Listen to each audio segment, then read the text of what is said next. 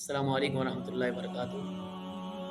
آج ہم یہ سنیں گے، سماعت کریں گے کہ وہ کون سی نماز ہے جس کے بارے میں حدیث پاک میں آتا ہے کہ نماز مومن کی معراج ہے، اور صوفیہ کرام نے قرب خداوندی کو کیسے پایا۔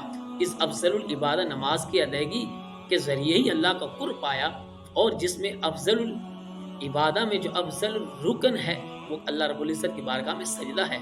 تو آئیے اس حوالے سے نماز کے کشف میں داتا صاحب رحمۃ اللہ علیہ نے حضرت علی بن عثمان آپ کشف المعجوب میں نماز کے کشف میں بیان کرتے ہوئے ذکر کرتے ہیں۔ حضرت حاتم اسم کے حوالے سے آپ نے ذکر کیا کہ آپ سے کسی نے پوچھا کہ آپ نماز کیسے ادا کرتے ہیں۔ آپ فرماتے ہیں کہ جب نماز کا وقت آتا ہے تو میں کیا کرتا ہوں، ایک ظاہری وضو کرتا ہوں اور ایک باطنی وضو کرتا ہوں۔ فرماتے ہیں باطنی وضو یہ ہے کہ میں توبہ کرتا ہوں اور سچے دل کے ساتھ ندامت والی توبہ کرتا ہوں۔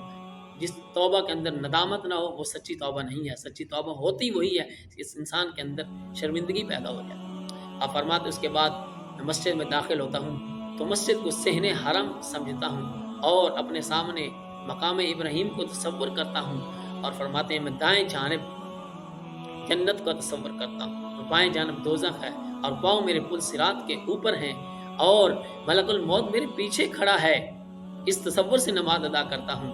اور آگے فرماتے ہیں کیا ہوتا ہے، فرماتے اس حال میں کمال عظمت کے ساتھ تکبیر کہتا ہوں اور حرمت کے ساتھ قیام کرتا ہوں، اور آگے فرماتے ہیں کہ ہیبت کے ساتھ قرات کرتا ہوں، تواضع کے ساتھ رکوع کرتا ہوں، تضرع کے ساتھ سجود کرتا ہوں، حلم اور وقار کے ساتھ جلسہ کرتا ہوں، اور فرماتے شکر اور اطمینان کے ساتھ سلام پھیرتا ہوں۔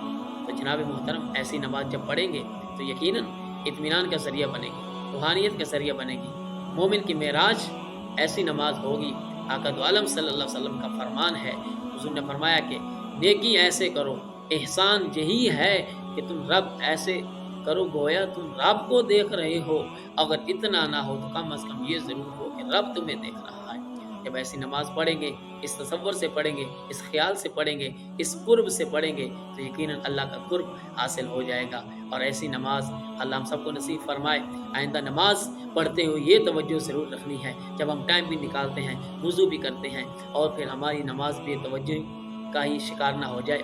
نماز توجہ کے ساتھ ہو، اطمینان کے ساتھ ہو، اللہ کے قرب کا ذریعہ بنے گی۔ والسلام ورحمۃ اللہ وبرکاتہ۔